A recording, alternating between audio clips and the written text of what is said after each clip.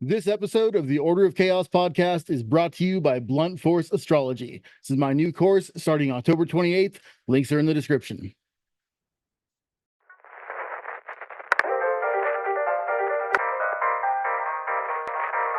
The following message is transmitted.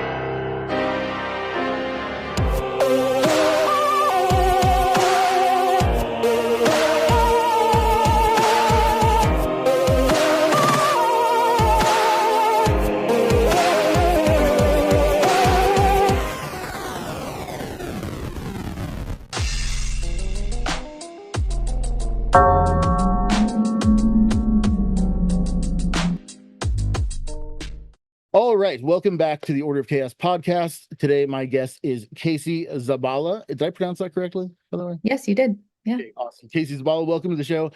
You've put together this awesome anthology, stories from many authors about witchcraft. I absolutely loved it. It's a confluence of witches, and that's what we're talking about today. Thank you so much. I'm glad you enjoyed it, honestly. Yeah, It's so fun to put something together and then actually get external reflection. It's awesome. There's a number of things that I enjoyed about it. Like specifically, one of the things that I enjoyed most about it is that the first story, which I'm looking here, is by Maria Minis, is Modern Witches Worship the Moon, which I love. I love that because it's one of the first things I teach in any of my courses is how important the moon is to witchcraft. And one of the things that irks me is when I purchase a book about witchcraft and it ends up actually being very specific to one very specific tradition within witchcraft. That leads to this whole other thing that irks me, which is when people think that witchcraft is one unified religion, which it's not, of course. So I love that your book reflects that. I love that there's all this variety in there. But a lot of my questions today are for you specifically. How did you get into doing this? What made you want to do it? What is your own practice like? How did you get here? All that good stuff. Well, I love starting with the moon because that was definitely my own personal sort of initiation to spirit and later to witchcraft. I was very young when I had sort of like a psychic attunement with the moon, and it woke me up and it like called me out of my bed, and I just had to be with the moon and effectively just listen to the moon. Um, and that very early experience definitely solidified something in my psyche about the importance of the moon, and then finding witchcraft as a teen and realizing, how we can attune our life to the moon and worship the moon as a central part of our spiritual practice, was so important. And along the way, along my witchy path, I actually found this anthology written by Anne Kent, all about the moon. It's from the 70s. And it also has all these contributors writing about the moon from either a scientific perspective, a more spiritual perspective. But there was like such a diversity of acknowledgement of the power of the moon. So that anthology really, you have those books that just live inside of you, and that's definitely one of them. Yeah. And it was very much a big inspiration for this project to bring together a real diverse set of voices to talk about witchcraft, which for me right now, as a practice that's rooted like in modern reality, is extremely diverse and animistic and radical. So I'm really excited to have brought these voices together and to have it start with the moon specifically. Yeah, another line that I recall from the very beginning of the book, somewhere I think it's in the introduction, was the statement that witchcraft is not a trend, which I really appreciate because I listen to a lot of kind of the opposition, and I get a lot of comments and all that, of course. And a lot of those claims are that witchcraft is it's just trendy right now. I'm like, this is the oldest spiritual practice on earth. Yeah. Lilith is older than Yahweh.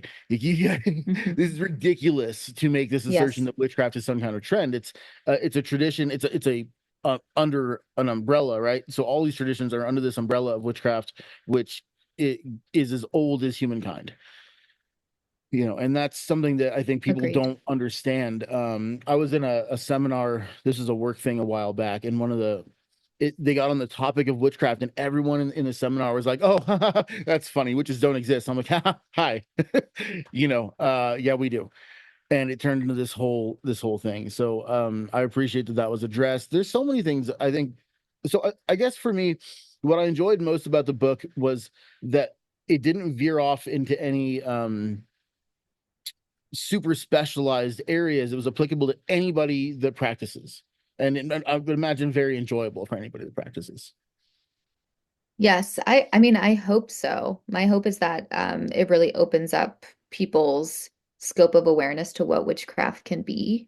Um, I think one of the things that I think about a lot is how the witch has been, um, used by different people throughout, you know, our history, um, as a tool for division and oppression, but also how we're seeing now is like this reclamation of the witch, um, and how it can be applied in all these various ways. And it doesn't necessarily have to mean that you are initiated in a specific tradition.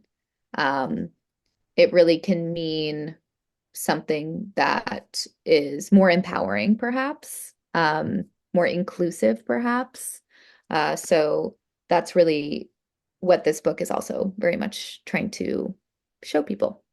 Totally. There's kind of like a vibe of sort of agnostic witchcraft to it, which is interesting because it's something I was thinking about just the other day, is that, you know, the difference between an agnostic and a mystic is really just like how far they take that line of thinking, you know. Yeah. Um so how did you get involved in magic? What's your experience been like, and where would you like to see it go from here? So I have had these psychic experiences, like my initiation with the moon. For most of my life, I've just been sort of a sensitive, open person to the unseen world. Um, and that was a very private experience for, most of my young life until I was gifted my first tarot deck when I was 13. Mm. And it was sort of this like real affirmation that, you know, oh, these spiritual connections or these communications through dreams or whatever I was having, um, were being validated by this set of cards. And so tarot was sort of like a first love for me, in the realm of magic, divination, witchcraft, that opened a lot of doors to astrology and other forms of energy healing. Um, I am a tarot author, an oracle deck author as well. So I created my first deck, like maybe 10 plus years ago now. Um, Wanderer's Tarot, which is a feminist deck for witches. Um, and I've since created Weird Sisters Oracle. Um, and I would say my magic, I've also like worked with the reclaiming tradition. I'm from San Francisco, so that was like sort of like a community that I had access to readily, which the Reclaiming Coven is was started by Starhawk and her Yeah. collective.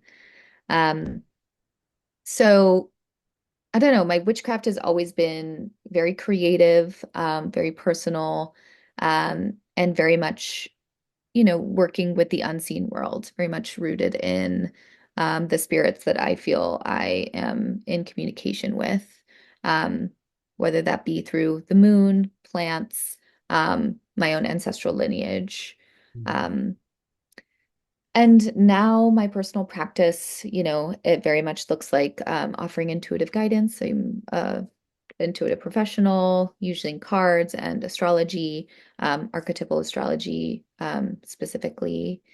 And yeah, just being a human who integrates their magic into their daily life. Like I'm a new mom, so like parenting as a witch has been a new practice for me.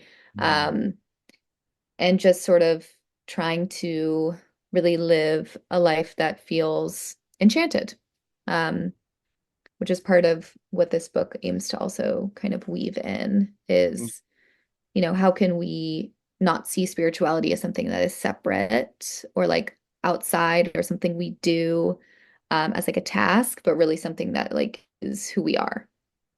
Yes, absolutely. And that there's, from my point of view, the separation of the material world and the spiritual world is this like weird, very strange time that we're living in when this has never been the case before. And everything Yeah. you were just describing, which we could call, a practice of witchcraft, is also just like being human from my point of view. This is what Hmm. humans are meant to do. This is the Yeah. relationship we're meant to have with the unseen world, which is demonstrably real.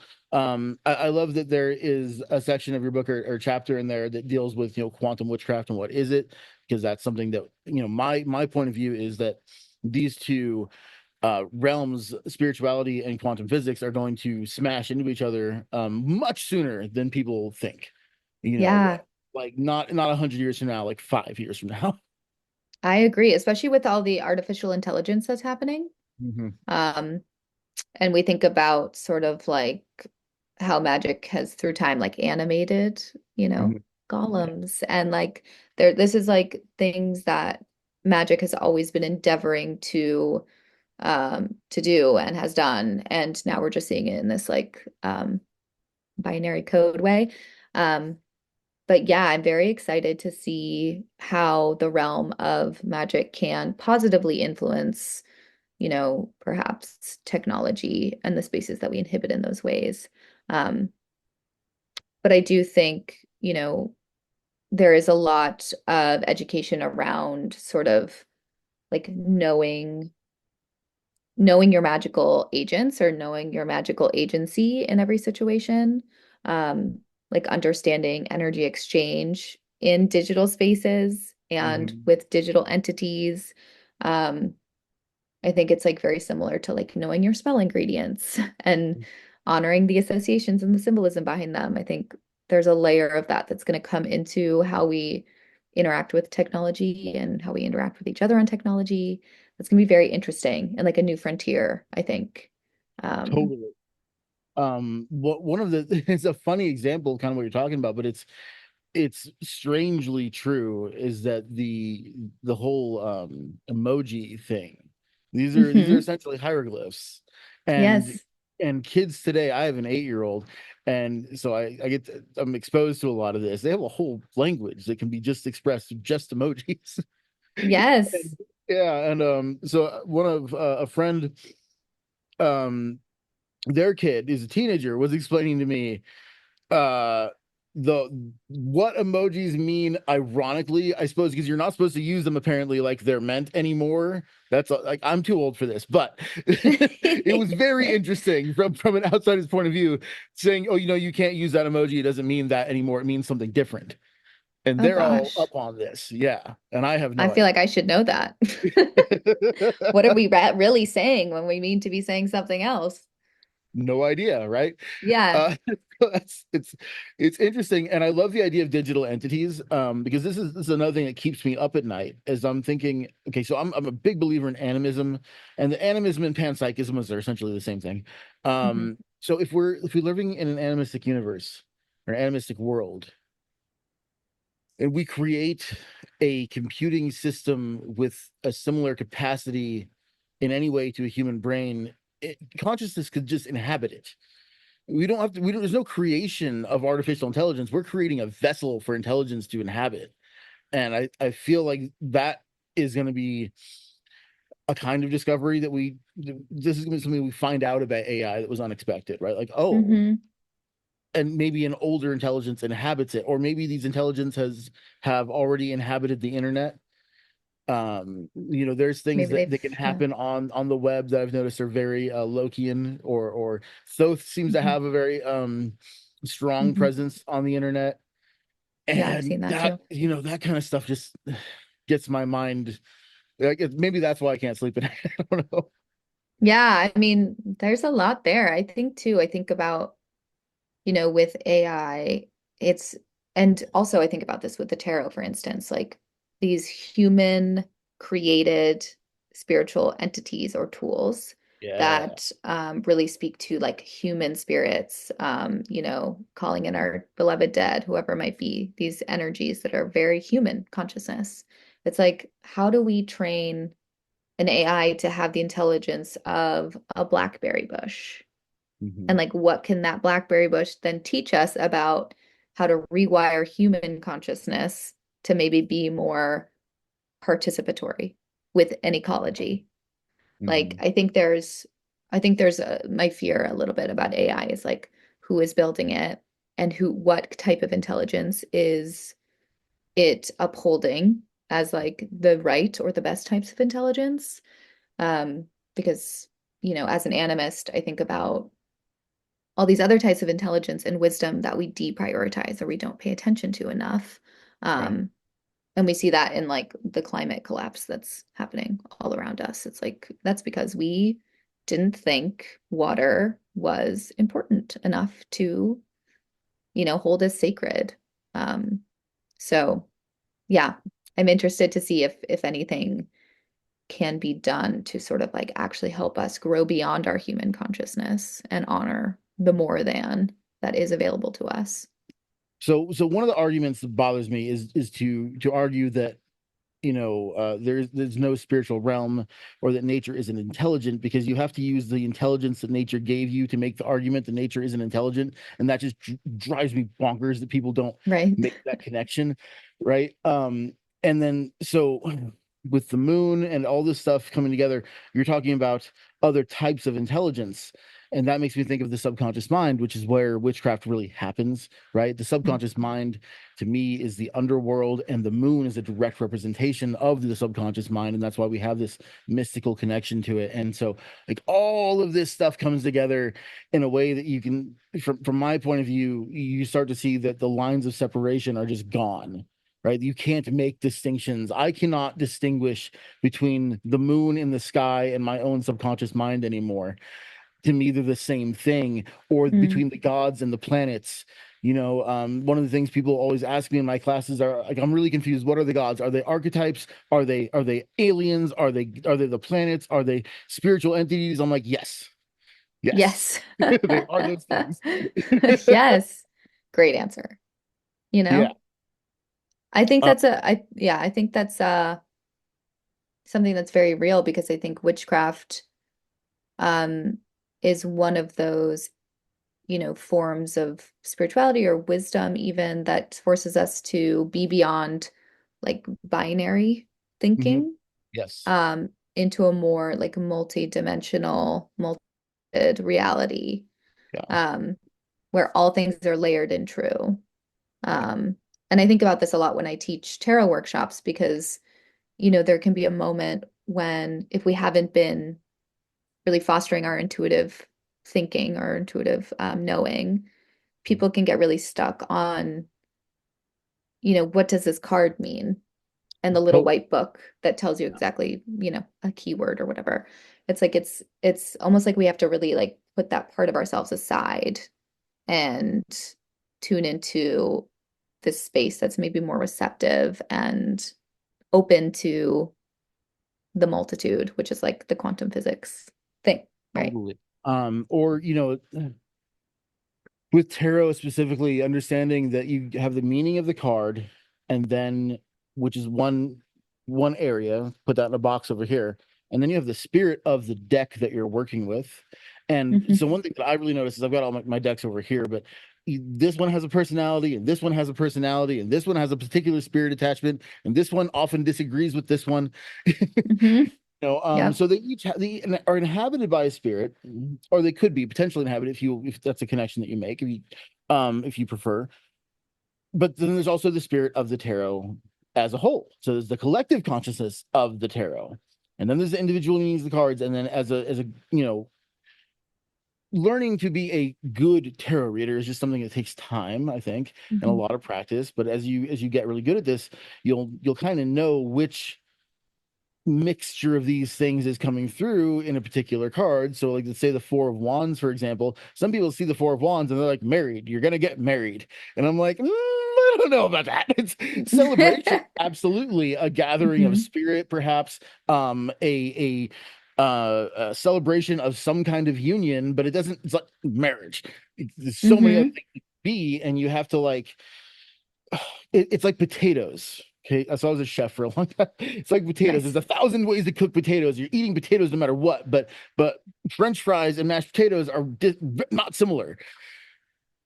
Yeah. Yeah, absolutely. No, I think that's so, so true. And I think there's a way in which I think tarot is such a great like entry way to magic for so many reasons, but I think it's because of that. It's like you learn to see the pathways within the archetype and you learn to understand and relate to spiritual energy and understand that, there's different ways spiritual energy shows up. Um, and I really appreciate the way you talk about tarot because that's always my thing. It's like, this is you're working with spirits. Yeah. If you're reading tarot, like that's what's happening.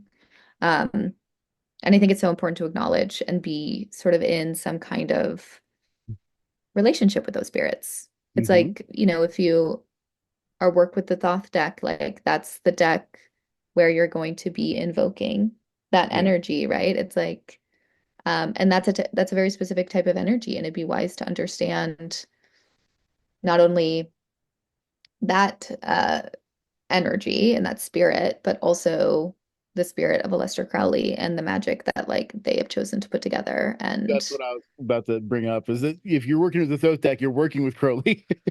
exactly. Yeah. Yeah. So it's like that's a choice you're making and being understanding why you're choosing that And just is like really someone wise working because with the deck is working with you. yeah, Yeah.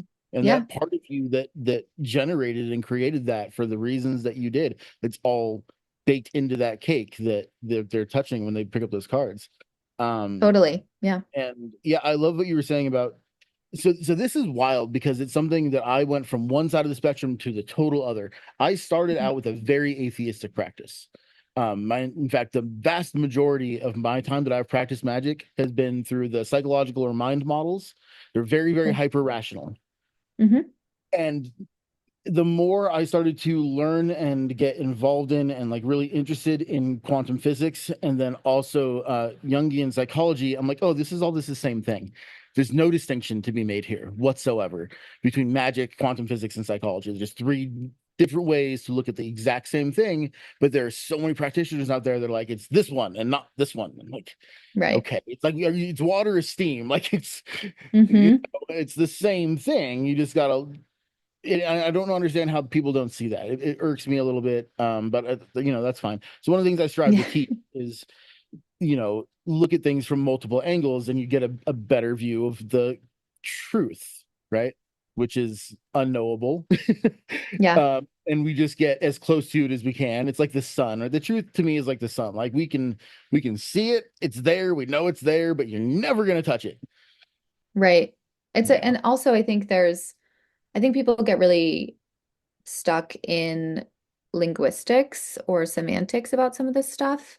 And yeah, that really like stops them from seeing the intersection over the overlapping. And I think it's really important, or well, it's important for me. Part of my practice is when I come across like a philosophy or a way of looking at something or a spiritual practice, it's like honoring not only the dressing and the packaging and the spirits that are there, but also feeling into it, like feeling into the core of what it is. Like your sun metaphor, it's like you can't touch the sun, but you can feel the sun. yeah. You can feel how it feels on a cloudy day, on a bright sunny day. Um, and there's just so much nuance and it's gonna alchemize with each of us in very different ways. So, And at the same time, without those specialists, we wouldn't have the understanding that we do. Right. So, uh-huh. for example, if Carl Jung had gone fully into witchcraft and he might have started talking like we're talking right now, he would not have created what he did, and then we wouldn't have it to to incorporate Yeah, in what we're looking at. Same thing with Pete Carroll, who's the founder of Chaos Magic. He and I have been working on a couple of projects together, and we have very different views. I've got an essay in an anthology series actually called "This Is Chaos," which you can now pre-order. nice. And it's a theistic view of chaos magic, which is like blasphemy to chaos magic, which is hilarious to think about because it's an atheistic kind of magic. But Yeah, I love that. I love that stuff. it's I want great. everything to get blended and weird. And back to your book, I just think that you put together a collection of essays that by the end of the book, you're like, okay, okay, I this isn't all just one thing that I don't understand. It's a bunch of things that I can understand in a way that works for me. Hmm. Yes.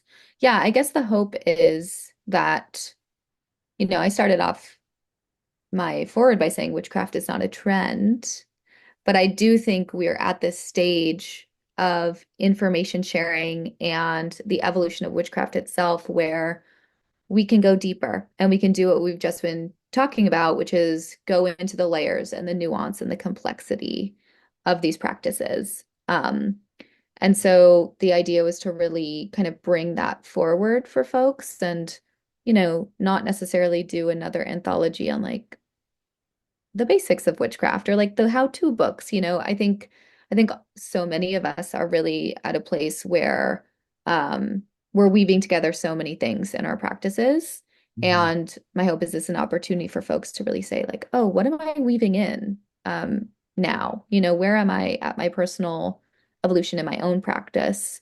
Um, what can help me connect with the unseen world in a different way, or connect with my ancestral lineage in a more healing way, that kind of thing. Mhm. I also think that in the paradigm that we're in, right, the zeitgeist of right now, something really cool is happening, and I'm feeling it through this conversation with you and the last one I had with Dorian, which was a great podcast.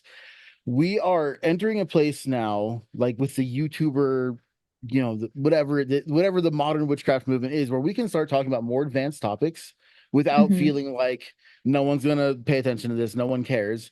It doesn't have to be witchcraft 101 anymore. I taught a course called Living Witchcraft for the last 6 months, which I absolutely adored doing, but I'm done with it. I want to talk about more advanced stuff now. I want to talk about how do we incorporate everything we learned there with like your experience of life, um what's going on for you, how are you experiencing reality in relation to spirit, and how would you like it to evolve or change. And I think people are ready for these conversations, and that's extraordinarily exciting to me because we're no longer in a place where you have to fight for and vouch for the existence of this stuff. You can just talk about it. Totally. Like, I guess, gosh, I was thinking about going to a witchcraft conference in Portland, maybe in like 2012, and how someone I met there was talking about how she had to explain to someone in her life that witches are real, Yeah. like that witches are a real thing. And it feels like we've come a really long way, which is really exciting. And it makes me hopeful for the future of what we're doing here because, we're living in a time when there is so much destruction as well as opportunity for rebuilding. Hmm. And that's where for me witchcraft can come in such a strong way is remind people that they have agency and power to create something different.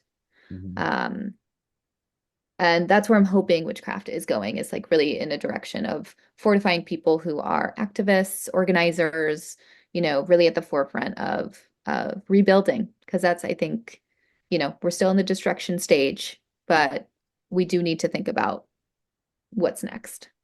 We do. Um, I agree with you. So in terms of so I personally believe that we're living in the Kali Yuga, that these are essentially the end times, but the end times, it's like the death card in the tarot. There's mhm, no end without rebirth, right? mhm, The end of one paradigm and the rebirth into another one. I think that that's what we're essentially going through, is something akin to Ragnarok. Um, mhm. and it's a really good thing. And that also, sorry, I'm just gonna rant here for a moment, but people Yeah. have this idea because of that song, The Age of Aquarius, that the Age of Oh, Aquarius yeah. is gonna be some happy, golden, wonderful, beautiful time. And I'm like, Aquarius is the masculine expression of the planet Saturn. Yeah, Y'all need to get ready. exactly. It's not gonna be all light and fluffy. It's gonna be a destruction and then a rebuilding of something entirely new. Now, in that And vein, Pluto's going to be there for how many years? Like mhm. 15, 16? So, Yeah. Yeah, it's gonna be a whole generation, the Plutonian generation, right? So one of the things that I think is really cool that I'm seeing, that I want to help facilitate this, I'm not trying to say here that someone's sense of spirituality is not good enough. I hope I don't come off that way. But what I'm seeing is a lot of people who once considered themselves to be quote unquote spiritual, um, move into witchcraft. And in my kind of way of looking at that is like, well, yeah, when you're practicing a type of spirituality and you have beliefs and you're kind of listening to spirit, that's great. Now you can move on to the phase of working with spirit and like making agreements with spirit and making changes to reality in accordance and with the help of spirit. And that's what witchcraft is. Right. Yeah. Totally. And I think you're right. I think there's a way in which uh we have to like really dig our heels into the belief in those connections and those relationships we're building with the unseen. Um, I was reading a book recently by Robert Svoboda, who's a Vedic astrologer, and they said something about how like people have forgotten or no longer believe that the earth is like hearing our prayers. And it just Mhm. like was heartbreaking to me, but it feels true. And I also think it's something that can be corrected through this like animist, more Yes. participatory lens where it's like, no, the earth is listening and the earth is hearing your prayers, your spells. They are being received.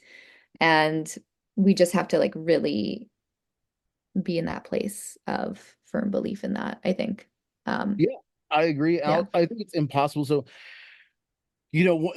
sometimes people ask me like, how are you a chaos magician? So, because it's like it's kind of lost in the fact I'm talking about spirits a lot, and I read tarot and I practice astrology. All of these things are antithetical to chaos magic or the older paradigm of chaos magic. I would Mm, say that that's changing a lot, but belief is extremely powerful. Your mhm, beliefs about reality, I would say. So the one of the principal axioms of chaos magic is nothing is true, everything is permitted. For me, here's how I experience that in the way that I explain it. Your experience of reality will conform to your beliefs about it because that's how your brain works, right? So mhm, you can believe that the earth is not hearing your prayers, and then you create that separation. So maybe it won't hear your prayers specifically because you've blocked that off. You decided that they can't mhm, hear you, that the earth can't hear you. And it's just about reopening that channel because from my point of view, from an animistic point of view, you are the earth. mhm. What do Right. you think is separate of you that's hearing you? You are just like a tree is earth. You are the earth. You are a product of the planet earth. You are there's no separation that can happen.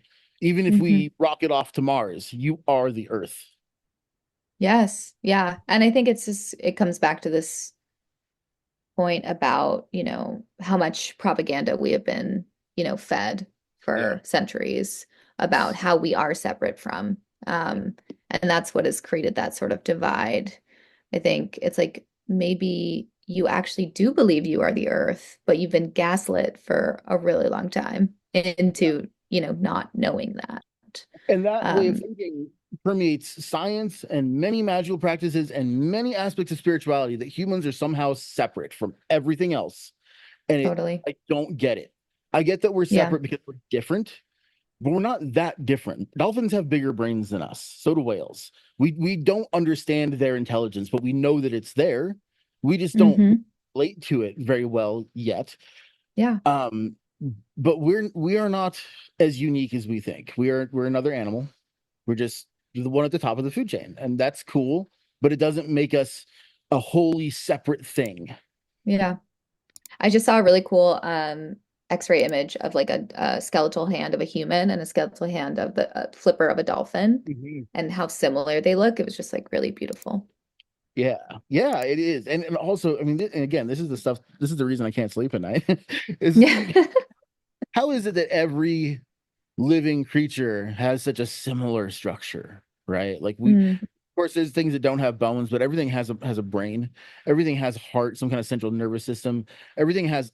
I mean, the most common physiological function there is between all animals is eyes. We can all see, but we see completely differently, right? hmm. And the ability to see is such it's a mathematical miracle that you have eyes and they can do what they do, right? It in the idea that you're forget your entire body and your brain and your entire nervous system, just your eyeball, just one eye, Right. which again, almost all animals have, is beyond our wildest imagination of what a supercomputer can be. and I'm just talking about your eyeball. Mm-hmm. The transmissions that happen between light entering your eyes and the image being constructed in your brain, all of this stuff happening. And the further we dig into science, the more we start to realize like there's miracles happening here. There's magic happening here. There's shit that we'll never be able to explain, just like photosynthesis. Like that's magic, is what that is. That is magic for sure. Yes.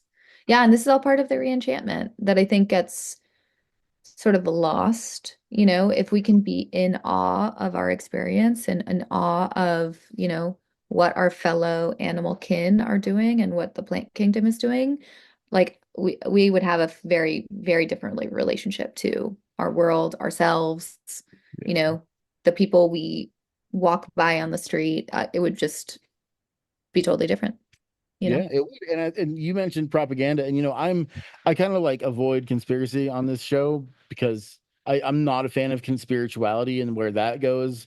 Me neither. Yeah, I don't think Justin Bieber's a reptilian. I don't want to talk about that, but No. I'll tell you what, the propaganda to separate human beings from nature, I think that's, even if it's Yes. unintentional, is so very, very real because, like I said, it permeates all these practices. Like it's just a given that you're Yeah. different than everything else somehow, and like it's totally obvious that you're totally not. Right. I mean, I am definitely not a conspiracy theorist, but I do see, how capitalism and white supremacy has been such a toxic force in all of our lives, and that I could rant about all day, but I won't. Yeah, I mean, absolutely, right. I think that economic systems in general have a element of evil to them that is really hard to get rid of because there's evil Yeah. in every economic system, right? There's Hmm.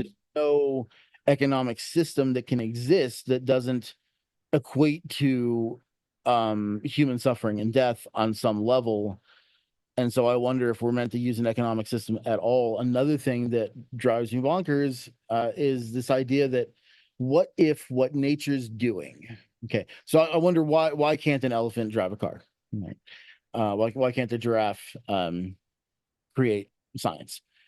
And I wonder if nature doesn't understand the danger of intelligence very, very well, and is trying to create a kind of intelligence that is a hyper intelligence that's non-violent. And I wonder if these two things can coexist. Hmm. Interesting. Intelligence implies like a need for individuation, and that individuation is then translated directly into competition immediately. And that competition is okay, I need to survive, and if I need to kill you to survive, that's what I'm going to do. And then boom, you have violence. And you see this in all the higher primates, like especially chimpanzees, which are our closest relatives. We are hyper violent. Us and chimpanzees are evil in our capacity for violence. But like, Hmm. why is that when we're also the two most intelligent species or mammalian species that we know of? Again, there's dolphins and there's okay, but also dolphins are fucked up. Dolphins are fucking Yeah. evil. Orcas also are evil Orcas as are doing a lot of work. Yeah. fuck. Not But so I much would the say, whales, but yeah, exactly. yeah. I mean, I would say it's like, how are we even saying that, we're the most hyper intelligent just because like maybe we're not the most hyper intelligent and we've actually like used our consciousness in this really fucked up way and we're just super violent. And we have all these toys and tools and plastic and guess what? It's destroying us. I don't know. I Oh think God. like I can't even think about the microplastics.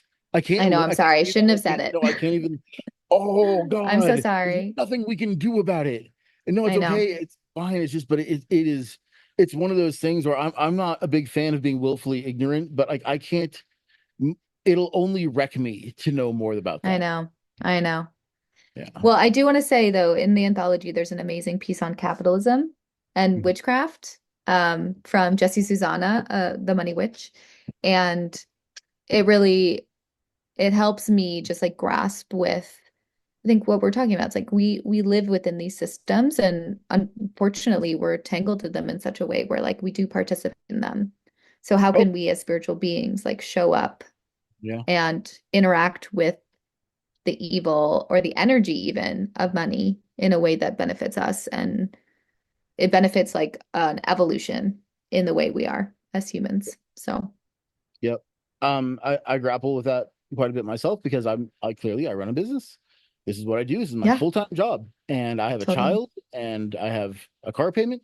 And those things are important to me because I need the car to get my child to school and like we gotta eat, all that stuff. 100%. And also like mindset when it comes to money. So a lot of what I teach is that mindset and magic are like inseparable, right?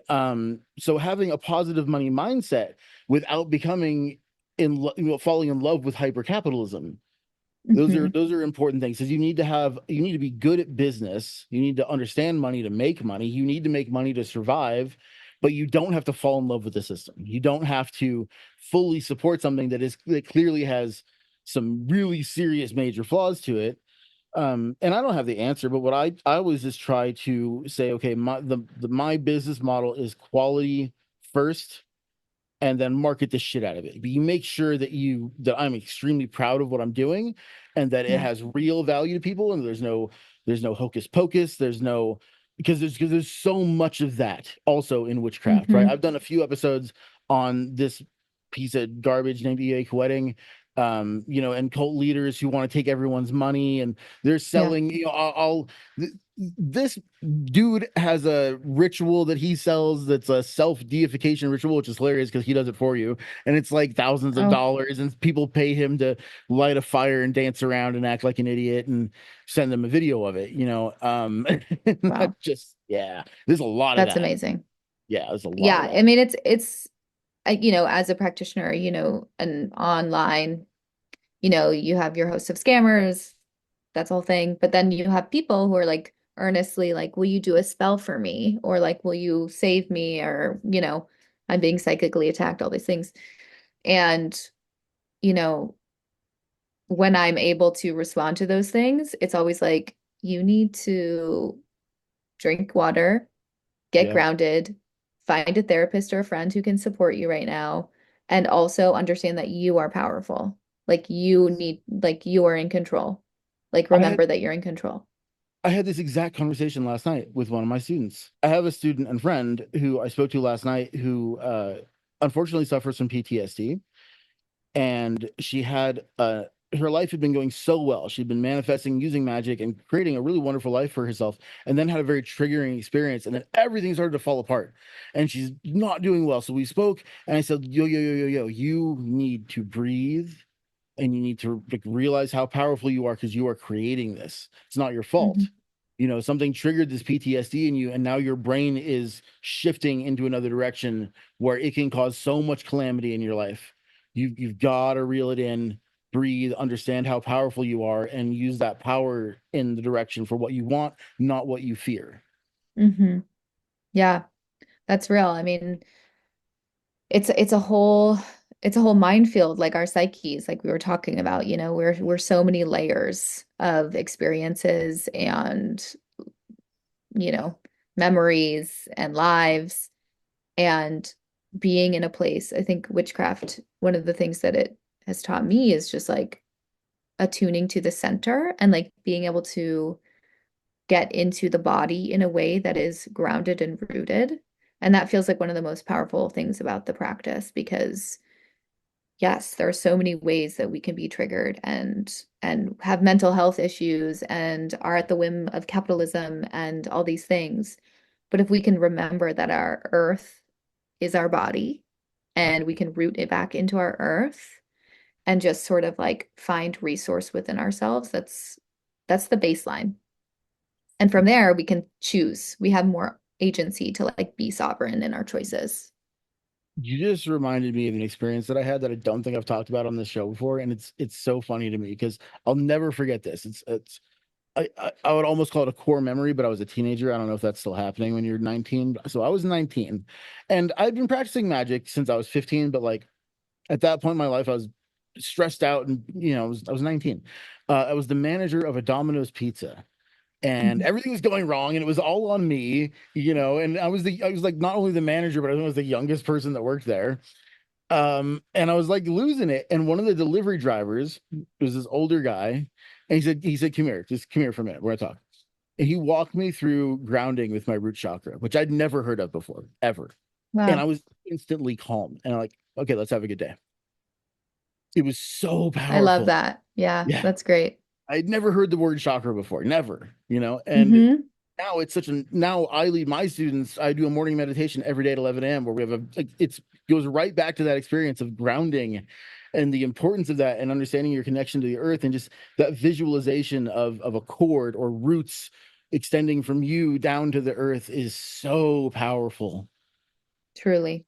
Yeah. Yeah. It's just, it's one of the first practices when my witch teachers taught me, is to visualize your root going down into the earth and have an energetic experience with that and really honor that you are a part of this system. Yeah. Um, it's so fundamental and so important. Do you find as a professional practitioner, as a reader and a guide to people that you do you experience burnout, spiritual burnout, or does it impact Oh, your practice? yes, Yeah. definitely. I do. I think, I mean, part of my approach is also cyclical, like the moon, like our Earth has seasons or used to. Um, so I try to live in a seasonal way. It's like there are times when, whether it be actually winter or just my personal winter, when I know I need to retreat and pull back, and like reshuffle my schedule, my life, my capacity to focus on very different things. And I feel fortunate enough to do that as a person who's like a writer and an artist and works with clients. And um, it's been important for me to honor that. And also, now that I'm a mother, which is like a pretty new experience for me, my child is not even 2 yet. I'm Oh, learning a new rhythm. it's a Yeah. trip. My son is 8, and there's so Mm, much you get to go through between there and there. Oh my gosh! And each yeah. year, up until like 7, 8, up until like right where my son is now, it's like a whole every year's a whole other thing. Yeah. And you just learn, I feel like I'm learning that, okay, my cycles are now also attuned to your cycles and we're cycling together. And Mhm. Um, I think part of, being an anti-capitalist too is just like honoring those cycles and being in tune with the rhythm of like progress and then rest and decay and refortification and all those things. So, um, I think I definitely have a relationship to burnout and I've like been at various stages of it in my life. Um, but every time I remember that, okay, I'm burnt out because I didn't listen or I didn't rest when I needed to. Um, that's always kind of what draws me back. Have you picked up? I'm sure you have, but just to phrase the questions, but have you picked up on the psychic connection between you and your child and how unreal that is? Right? Oh, it's crazy. It's so Yeah. crazy. I was having nightmares the other night, and then, and obviously in the nightmare, he was in the nightmare as well. And then I woke up from my nightmare. I was like, oh my God, thank God it was a nightmare. And then all of a sudden he's wailing, Yeah. and I go down. He's like, had a nightmare. He's like afraid. Yeah. Um, and so we both like we read a book together and like comforted each other and then like was able to go back to sleep. But it's pretty wild. I Yeah. learned very early with my son that the way to get him to go to sleep is to emulate sleepiness myself, just in my head. Because if you're Hmm. if you're a parent and you're and so many parents do this, go where the fuck to sleep so that I can go do the shit that I want to do. Yeah. That mentality will keep your child awake without any Yeah. words being spoken whatsoever. But if you calm your mind and put it into that place of just who's like zero, they're out like a light. Hmm. So true. Yep. And that's a part of like being in their rhythm too. It's like, okay, like the end of the day is this time for us to be calm and do calm things. And then, once they're asleep and you're calm, you're like, oh, I guess I'm, doing something else than I thought I was going to be doing, but it's kind of nice. I'm calm now. Mhm. Um, you're teaching someone how to regulate as well. Mhm. And Yep. it's a good reminder for me. Yes. Yeah. So, One of the things I always worry about is our circadian rhythms and how like they don't really exist anymore mm, because unnatural light and well, not to say unnatural. So another thing that I'm kind of big on that it's difficult to explain is nothing's unnatural because if we created it, then It's natural. Even Yeah, the things that are the most synthetic, if they're a creation of a human being, then that's nature that did it, because you are nature. But we have disrupted the what we could call the natural cycles in so many ways. One of the struggles I'm having with my kid right now is, and the obvious answer is that the iPad can't be in his room, but it was playing his like good night songs. But now he's like, wait till I go to sleep. He's like Netflix, you know. amazing. So yeah, they get bigger and they can do that stuff. He's like, I know what I want. Yeah, But that's, I'm like, hey buddy, you can't, that's bad for your brain. You gotta sleep when it's dark. This is so that's important. right. Yeah. Yeah, I know. That's a toughie. I mean, that's the thing that I definitely keeps me up at night is like, how do we operate in this world with so much technology around us all the time Yeah. and just like be in good connection with ourselves? Um, and the social media thing is like a nightmare to me, a Here's living nightmare. it is. But here's something interesting about the internet that I don't have I'm not presenting a thesis here. I'm just saying I love to think about this. In the book of Enoch, there's a classification of what angels called the Watchers, right? And from the way that I view and teach magic, anything that we're going to call a spirit is you could say fourth dimensional or fifth dimensional, depending on whether you think of time as a spatial dimension. It doesn't matter. For a higher dimensional being, let's say fourth for the sake of this argument. So you have these fourth dimensional beings called the Watchers that watch our third dimensional reality, and we as a third dimensional reality have created a two-dimensional reality that exists on flat screens that we are watching all the time. Wow. Yeah. Yeah, Yeah. It's wild. I mean, it's like this is like our projection of our psyche, yeah, um, too, you know? It's just like here we are. We have so much information. We're so um diffuse in our ability to like really be aware and be conscious of what's happening right now because it's so overwhelming.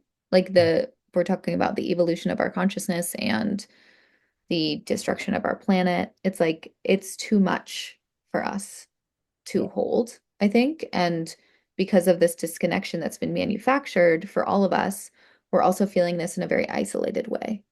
yeah. So, I mean, for me, I think this conversation is like healing and generative, and I hope the people listening to it also feel this way, but it's like we're not alone when we have to show up and face what's happening, like the reality principle of the earth collapsing and climate collapse and how we're all participating in that and how we're all involved in that. Um, and I think, for me, witchcraft is one of those spiritual practices that helps us be in the dark and in the shadowlands and in the turmoil um, for so many reasons. For one, it honors that as part of the work, right?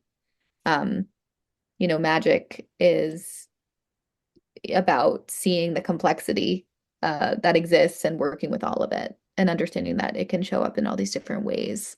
Um, and I think one of the things I think about a lot with witchcraft is how it has become sort of a solitary practice. Like a lot of people are solitary practitioners. I myself tend to be a solitary practitioner. Um, but when we get together in community or in coven, um, so much is possible. And also just like there's a level of being able to hold our experiences with the darkness that exists, um, and not dissociate from it, you know, not just like have to turn to the screens, have to turn to whatever like coping mechanism we have available to us to dissociate. Yeah. Uh, like I get why we do it and I do it, it's we have too much to hold. We're experiencing too much energy right now. We're Uh, overstimulated for sure. yeah. That and it's just it's such a pervasive thing. I see it in my child and in myself. I'm not joking when I say like for the last since the eclipse, and it's astrological influences too, but I've had insomnia for a while now. Mm, And I realize I'm on my phone so much. The thing that I enjoy to an extent, but mostly I'm irritated about being a business owner is marketing, because it's a yes, constant agreed. a constant. You have to be on social media. I enjoy the Hmm. process of creating an advertisement because I love graphic design. I love art. I love that Yeah, aspect of it. But then after that, it sucks. Try like looking at totally. Facebook ad, whatever. I don't look at my YouTube analytics, and that's probably why this channel doesn't have nearly as many subscribers as some of my friends do. But I don't want to look at that stuff. I don't care. I just I want to know. make something and put it out there, and I want people to love it. But I should care more, probably. I Ugh, feel you. Yeah, yeah, I it's feel a you. lot. It's a lot. I run the social media for Witches Confluence. Mhm. Um, and we have a podcast and we're running an event coming up soon. And I'm marketing this event like crazy. It's like all I do all day. Yeah, And it used to feel like on these platforms, like people would hear you and connect with you and see like, oh, cool, let's do this, engage. Now it feels very different. Like the energy, the spirit of the algorithm has definitely shapeshifted yeah, um, in a negative way for I yes. think a lot of us entrepreneurs, small business folks. I mean, yeah, Um, for us, I think for everyone also, one thing I noticed that bothers the heck out of me, and I don't know what kind of experiment they're running, but let's say I click on, or my kid clicks on something he wants to watch on YouTube. For the next 3 days, I won't see anything in my feed but stuff like that one video that he watched. And I'm like, where's yeah, the stuff that I like? You but know? I'm always watching. Yeah. Yeah. Yeah, because I like so many different things. So like I would like a very eclectic feed of this perspective and that perspective, but it's like designed to create these echo chambers. And so Yes. what social media feels like to me now, and the way it used to feel like networking, now it feels like Hmm. pushing your way through a crowd to get to the front. Yeah, absolutely. Really does. Yeah, it's a shame. I mean, I'm curious to see what comes next, truly, because I know so many amazing practitioners and so many amazing teachers, so many amazing things happening out in the world, and people just don't know about it anymore, or aren't like connecting with them anymore because of the way things are being pushed at to us. And I think you know, I think it's creating more isolation ultimately because we're not connecting in the ways we want to be.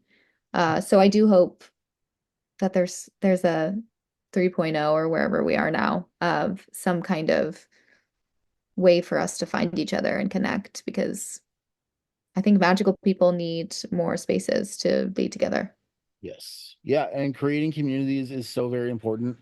I'm so in love with the community that I have, because we're not one of the things you'll find if you join the Order of Chaos is that you find right at the front on our discourse is we are not a coven, but we're a group of people. And then what all I mean by that is that we don't have a shared belief system. Everybody's welcome here. Yeah, As long as you can follow our rules, and our rules are treat everyone with kindness, dignity, and respect, and there's no hate allowed of any kind, then you're welcome here.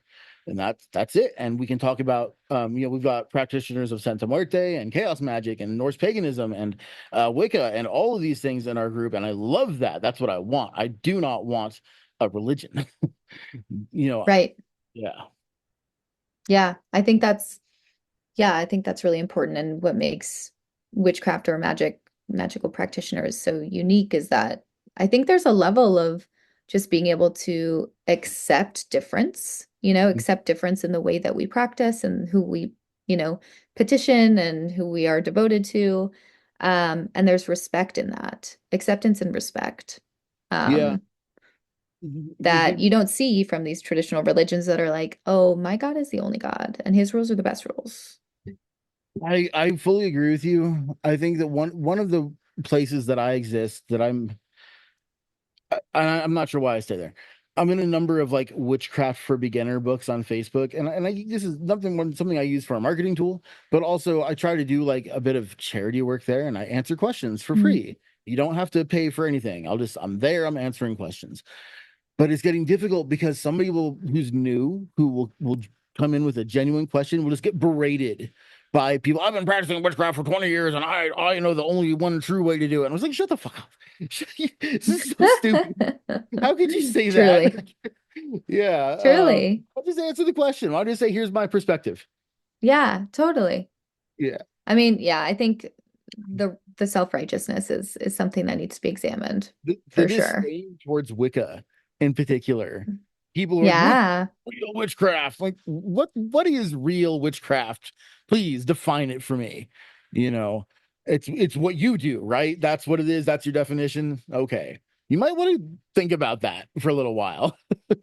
exactly. And I think, I mean, I don't know, unless you've like really gone down the rabbit hole and understand like really what type of witchcraft you're practicing and who you're working with and like where they cited their sources and blah blah blah. Like it witchcraft for me is how I understand it is a very syncretic practice. Like it's been pulled, like it's been created by so many different cultures, lineages, perspectives that have all come together in these various ways, you know.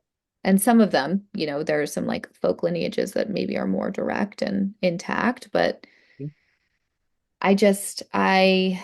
yeah. It's like if you have disdain for Wicca, like tell me someone who hasn't practiced your form of witchcraft that you don't fully agree with, you know. There's always going to be someone who's doing some crazy stuff, you know? And there's always going to be people who make up occult orders, you know? This is a thing. Like look at Rosicrucianism. Like these are sects that are created again, like this is human consciousness Mhm. working with a spiritual energy and making stuff up. Yep. It's a creative practice.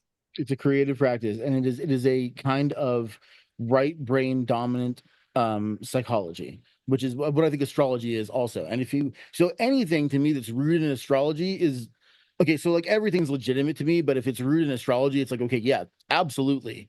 If you Yeah. understand astrology, you can swap out the names and symbols, and it does not matter. It's the interactions that become very, very important. And that Hmm. seems to be universal. And astrology is this thing that seems to have emerged along with the human psyche. Not it's barely an invention of ours. It goes Yeah. back all the way to Sumeria, right? And now we're Hmm. finding it will go all the way back to Göbekli Tepe. There, I mean, astrology is the basis of what we found at Göbekli Tepe, and we're going to find older things, and it's always the stars in the sky and the movements of the bodies of the sky and the understanding that there's a direct connection between consciousness and the planets around us that we've Right. lost, that is so in your face obvious to me. So shameless quote here, I have a course coming up on October 28th called Blunt Force Astrology, where we're going all the way back to Sumerian astrology. Sort of. I'm teaching whole sign classical planet astrology. I'm not going to teach constellational astrology because oh my God. Yeah. But I'm teaching one of the oldest systems we have, and it's heavily influenced by some of the Sumerian ideas, um, because it's so dead on accurate in terms of understanding a person, who they are, and how they're built. And I think that the other systems of astrology, so Placidus and Vedic astrology, all these are not like competing systems. They're like layers of one system and with different functions, you know. Hmm. But yeah, astrology is inseparable from the human story. I agree. I was fortunate enough to study at the California Institute of Integral Studies with Richard Tarnas, who um, is an amazing teacher, author, and sort of progenitor of archetypal astrology. Um, and their amazing book, Cosmos and Psyche, is a great recommendation that I'm just going to like shamelessly plug here for anyone who wants to really see how astrology has shaped, you know, our like modern consciousness, I guess, um, is what he's really working with that in that text. But I agree. I think, you know, astrology is how we situate ourselves in the cosmos as humans and how we always have. And it's based on observation. Yes. It's based on, So, yeah, incredible observation, and the yes. observation that really demonstrates the power of the human mind, Hmm. and the power of observation. And then when you say the word observation, now I'm getting into the idea of quantum physics, and oh my God, it's all so much fun. Truly, truly. Yeah, I love this stuff. I love these conversations, and this is kind of what I was saying in my last episode too. Is that I want for this show, I want to have more conversations like this, where we're not just plugging the courses that we're running soon or talking about one-on-one stuff. Like let's really get into what we believe, why we believe it, why it's important, and and not have an echo chamber. And I think that's Hmm. so cool and so important. I did want to ask you, because you mentioned a few moments ago, and I kind of bookmarked it in my head. You have an event coming up. Oh, yes. Yeah, tell us about Yes. that. So I'm hosting the Witches Confluence, which we started hosting this event in 2018 and it moved online in 2020. And we're going to be hosting it back in person this year in San Francisco on November 2nd.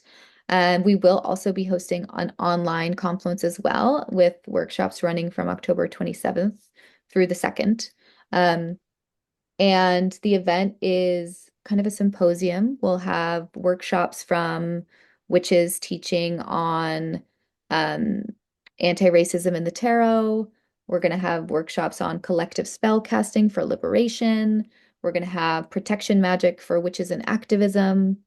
So some really exciting, juicy workshops. A lot of the teachers are contributors to the anthology.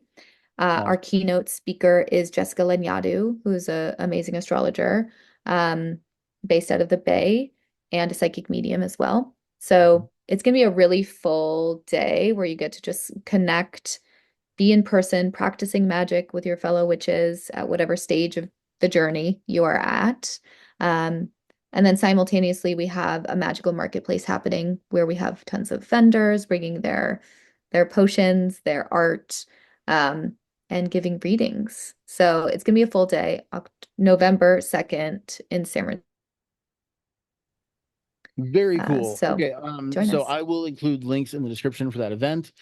That's awesome. I'm from the Bay Area myself. I grew up in Santa Cruz, but I'm far Awesome. away from there now. I'm in Red Deer, Alberta, but Nice. not as far as you can get. But they're very very different vibe here, I for bet. sure. Yeah. But there's just good things about it. It's about to go from being too hot to too cold instantaneously. That'll happen Oh, any day yeah. now. Nice. I thought of when you said we don't really have seasons. I'm like, yeah, we've got two seasons here. We've got too hot and too cold. That's it. Yeah, well, I was hoping for fall. It's, October and we're having such a massive heat wave in California. It's gnarly. Oh, So, really? yeah. Oh, So we'll well, see. Fingers yeah. crossed we get I something. haven't been back in so long. I went to college in San Francisco. I have not Nice. visited in probably 15 years. It's been a long Well, if time. we keep doing the event, it would be great to have you join us. Yeah, I would It's love really that. fun. Very cool. I miss doing in-person events. So, this is everything I do now is a response to COVID, essentially. And it's actually a really wonderful thing because prior to COVID, I had an office at a bookstore where I read tarot and that's it. I didn't do anything else. No Yeah, podcasts, no education, no writing, no nothing. I worked at a bookstore reading tarot. And I would also go and do like, the like pagan festivals that were happening on the weekends in sure. the Toronto area. And I loved doing that. I would always have my booth set up. One event that I used to do is called the Bazaar of the Bazaar. And I loved it. Love It was a it. day event. And I would just do $10 tarot readings. I would make them as quick as I can.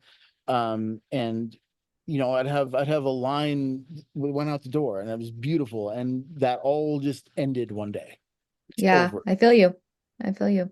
I was there too. Yeah. A But similar as a experience. result, this happened, and this is better. I love what I'm doing now. I never thought that I would be a person who would show my face on YouTube or anything like that. Oh my God, I'm a very private person. And now, it's become my full-time job, and it's going better than ever. So I'm very grateful for that. It's just weird to have that sudden change and have to figure out what to do. It's totally crazy. I think we're I don't know. We'll see what 2025 has in store. But yeah, I think we're at this interesting precipice where a lot of people are trying to figure out like, are we back in person? Are we going to continue doing this online thing? Like a lot of people are going back into the office. Some people, don't want to go back into the office for great reasons. Mhm. Um, so I'm interested to see how things sort of shake out. We see great attendance at both our online events and our in-person events. And I think it's about how you want to show up right now, really. And I'm so grateful that the online option is so accessible for so many people that like wouldn't have come to previous events in person. So It's yeah. great. So I've done a few seminars, like big long things where I've sat here at my desk for 2 or 3 days, essentially the whole time, and it's wonderful. I don't, Hmm. I do miss, and I see the importance of getting out into the world and doing and having real interactions, and sometimes I miss sitting right across from my client, but this is great. Like I Yeah, having a job where you can wear your pajamas is kind of awesome. it is. Yeah, Yeah. agreed. Yeah. So it's all just very interesting. I don't have like negative or positive opinions really. It's all just very like, yeah. I know. I know. I think it's great that we have options. And I'm hoping that, like, I think the kind of pain points come when someone says, no, it has to be this one way or it can't be that way. Um, and I just hope that like the option to be remote is just available for folks because I think there's so many reasons why chronic illness, disability, like that's Or better just for travel, people. you know? Yeah, travel, commuting. Travel because people can attend your event from all over the world. Yeah, And that exactly. is huge. And that's what the biggest advantage that I realized right away by taking my business online was like, oh, I can give readings to people, and I have clients in Singapore. My school, Yeah, I'm so sorry, I don't mean to brag. Like I'm so proud of what I do. I love it so much. that's great. My school is like super international. We've got students from Australia, from Mexico, from Aruba, from all places in Europe that I can't pronounce. It is so cool. And I love that because I used to be limited to the GTA. If you're not in Yes. Hamilton, Hmm. Ontario, you're not getting a reading from me, Hmm. you know? Yeah. I remember the first year we did the Confluence online in 2020, um, just seeing the map of where people were purchasing tickets from. It was like, wow, people in Spain, in Australia, like where are the witches in the world? How did they find us, you know?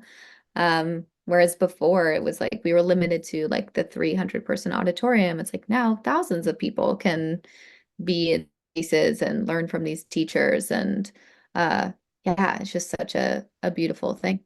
And one thing about that that's very cool in both the anti-capitalist and the pro-capitalist way is that you can now drastically lower your prices, sell way Hmm. more tickets, do zero more work, and make more money while making this far more accessible to more people. That's a That's so true. win-win-win-win-win. That is awesome. So, so true. So, so true. Yeah. Yeah. Um, gosh, Casey, I've enjoyed this conversation so much. We should probably get going pretty quick here, though. But I've loved talking to you, and I'm so glad that you put this anthology together. I think that anthologies in general are very, very cool. Hmm. It's a great I agree. way to get people interested in witchcraft. And I would say I'm going to put your book on my like best books for new people to read list because I Oh, think it thank you. really presents that like here's a bunch of different ways to look at it, that aren't specific to a tradition that you don't understand. Um, Totally. Thank not you so so much. I really appreciate talking to you and learning more about your community and yeah, just exploring all of these awesome topics. I feel like my Aquarius moon was like really jazzed by this. So thank you for that. awesome. I that's funny. I have such a love-hate relationship with Aquarius because I'm a double Leo, Oh, and I'm a Leo sun, so there you go. okay, there you go. So okay, so you experienced like that. That's interesting. Leo Sun and Aquarius Moon. So you've got like a Hmm. huge. What is that? How does that play out for you? Wow. In so many ways, but my son is in the fourth house, so I have like a very private Leo sun, which is kind of an odd placement for a Leo sun. Like it doesn't Yeah. get to shine as much. And my Aquarius moon takes a lot of space. Mhm. Um, but yeah, it's a fascinating polarity, and I see it because it is who I am. I see it in so many different people who I'm around and in relationship with. Yeah. But, I think I'm a deeply creative person. That'll always be a part of who I am. And I'm also very focused on like the world and how that shows up. So, Mhm. um, yeah, creating an anthology was like a big part of this for me. It's like I get to be a part of the creative process Right. and I get to like highlight all the like the diversity of these voices. Um, so yeah, it's a bit of an expression of that for me.